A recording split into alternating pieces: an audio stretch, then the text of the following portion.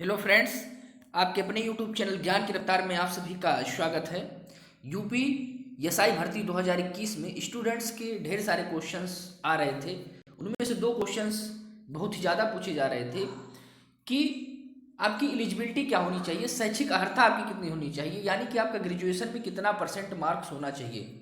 दूसरा, क्या last year वाले अप्लाई कर सकते हैं, यानी कि जो लास्ट ईयर ग्रेजुएशन में है क्या वह फॉर्म को अप्लाई कर सकते हैं। इन दोनों क्वेश्चंस का आंसर हम इस यूपीएसआई के ऑफिशियल नोटिफिकेशन के माध्यम से जानेंगे। तो मैं इस ऑफिशियल नोटिफिकेशन को पढ़ूंगा और आपको समझाऊंगा कि आपका ग्रेजुएशन में कितना परसेंट मार्क्स होना चाहिए, क्या इसकी कोई क्राइटेरिया डिसाइड की गई है, और लास्ट ईयर में जो लोग ग्रेजुएशन में हैं क्या वह इस फॉर्म को अप्लाई कर सकते हैं या नहीं।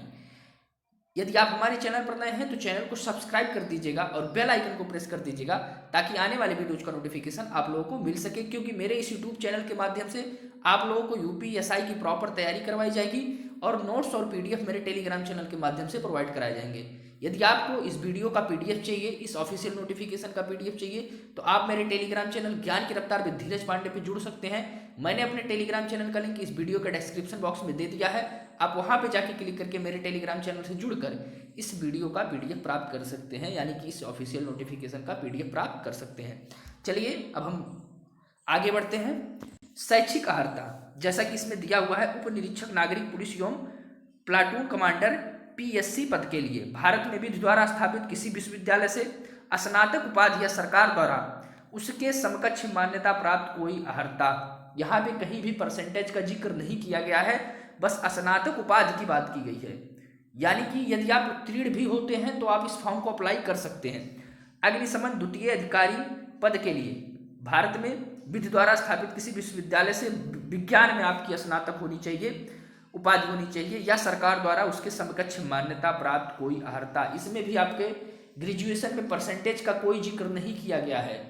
आपको बस इतना कहा गया है कि आपके पास स्नातक की उपाधि होनी चाहिए, और स्नातक की उपाधि आपको 33% पे भी मिल जाती है।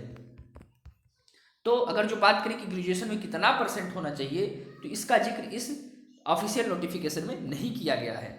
आगे हम बढ़ते हैं, जहां पे ये स्पष्ट होगा आप लोगों को कि क्या लास्ट ईयर वाले अप्लाई कर सकते हैं, जो ग्रेजुएशन के लास्ट ईयर में है यानी कि अपियरिंग में है, क्या वह इस यूपीएसआई फॉर्म को अप्लाई कर सकते हैं। तो ध्यान से समझिएगा।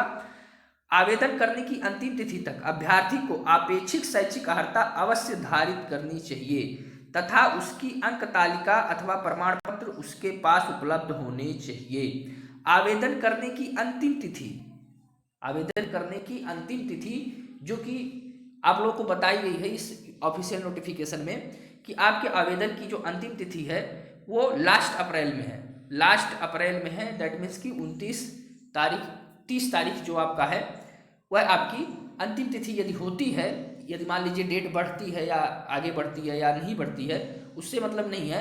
आवेदन की अंतिम तारीख का यह मतलब होता है कि जिस दिन आपको ये कहा जाए कि आप इस दिन तक इस फॉर्म को अप्लाई कर सकते हैं, यानी कि इसके अगले दिन आप इस फॉर्म को अप्लाई नहीं कर पाएंगे, तो आवेदन की अंतिम तारीख वही होती है जो ऑफिशियल नोटिफिकेशन में दिया जाता है या सरकारी रिजल्ट वगैरह पे शो होता है कि आप इस दिन तक इस पद पर आवेदन कर सकते हैं।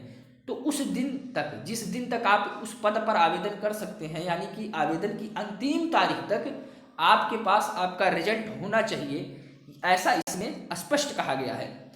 ऐसा नहीं है कि आप अपियरिंग में हैं, आपका ग्रेजुएशन कंप्लीट नहीं हुआ है, या आप पेपर दे चुके हैं और आप सोच रहे हैं कि हम इस फॉर्म के लिए अप्लाई हैं, तो ऐसा भी नहीं है। आपका रिजल्ट आ जाना चाहिए, रिजल्ट आ जाना चाहिए। इसका ये मतलब यह है कि आपको अपना नंबर पता होना चाहिए कि आप ग्रेजुएशन के लास्ट ईयर में कितने मार्क्स पाए हुए हैं। अपेक्षित शैक्षिक अर्हता हेतु परीक्षा में सम्मिलित हुए अथवा सम्मिलित होने वाले अभ्यर्थी पात्र नहीं होंगे। यानी यदि आप सम्मिलित हो भी गए हैं अपनी परीक्षा में लास्ट ईयर वाले में, या सम्मिलित होने वाले हैं लेकिन आपका रिजल्ट नहीं आया है, रिजल्ट डिक्लेयर नहीं हुआ है, आपके पास आपकी अंक तालिका नहीं है, तो आप उसके लिए एलिजिबल नहीं है।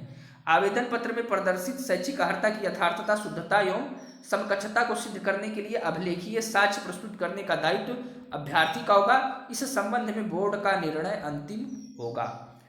तो उम्मीद है कि आप लोगों को ये बात समझ में आ गई होगी। यदि आप हमारे चैनल पर नए हैं तो चैनल को सब्सक्राइब कर दीजिएगा, बेल आइकन को प्रेस कर दीजिएगा ताकि आने वाले वीडियोज का नोटिफिकेशन आप लोगों को मिल सके।